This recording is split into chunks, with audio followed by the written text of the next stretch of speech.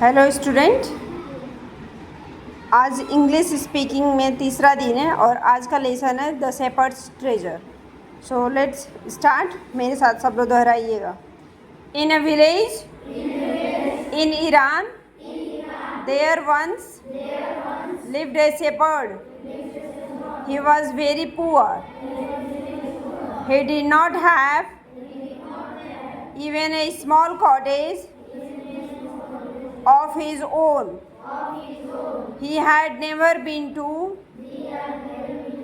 school or learned to read and write, for there were very few schools in those days. Though poor and uneducated, this shepherd was very wise. He understood people's sorrow and troubles and helped them face their problems with courage and common sense. Many people came to him for advice. Soon he became famous for his wisdom and friendly nature. The king of that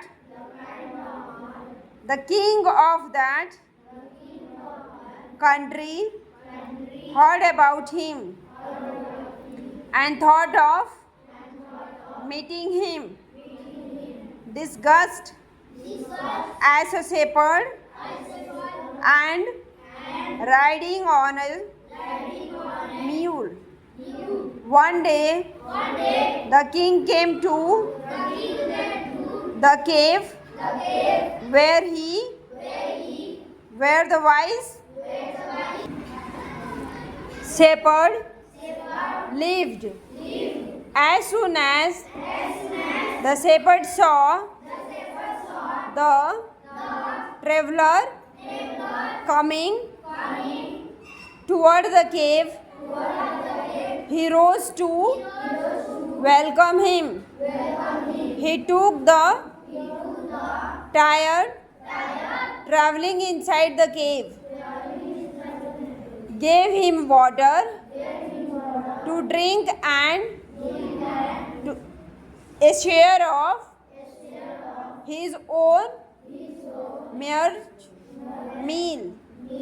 The king rested for the night in the cave and was gently impressed by the shepherd's hospitality and wise conversation. Though still tired, the king decided to depart the king.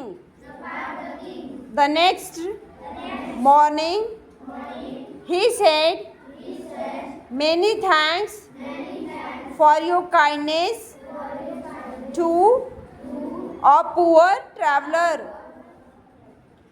I have a long way to go. Permit me to leave." Looking straight into the eyes of his guest, the shepherd replied, "Thank you, Your Majesty, for paying me the compliment of a visit." The king was astonished as well as pleased. He is indeed very wise. He thought to himself, "I need people like him to work for me." And the king appointed his humble shepherd the governor of a small district.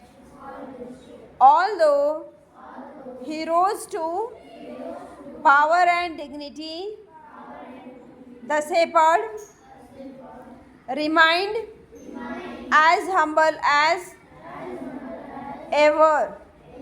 People loved and honored him for his wisdom, sympathy, and goodness. He was kind and just to one and all. His fame as a fair and wise governor soon spread throughout the country.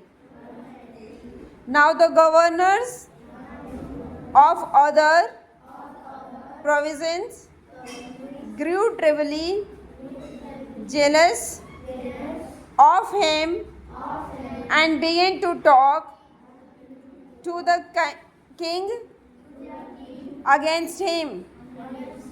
They said, he is very dishonest and keeps for himself part of the money that he collects as tax from the people. Why did he always carry with him? They added an iron chest. Perhaps he carried in it the treasury that he had secretly collected. After all, they said mockingly, he was an ordinary shepherd and could behave no better. At first, the king did not pay attention to these reports. But how long could he ignore these governors and their endless story about the shepherd? One thing was certain: the king discovered the new governor did carry an iron chest with him all the time. So, one day, the new governor was summoned to the palace. He came riding on his camel, and to everyone's delight, the famous iron chest was very fastened securely behind him on the camel's back. Now the king was angry. He thundered, "Why do you always carry that iron chest with you? What does it contain?" The governor smiled. He asked his servant to bring him in the chest. How eagerly the people standing around waited for the shepherd to be found out. But how great was their astonishment, and even of the king himself, when the chest was opened.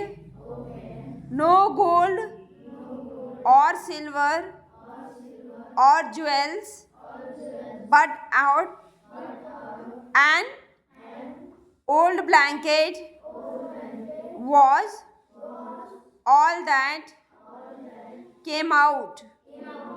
Holding it up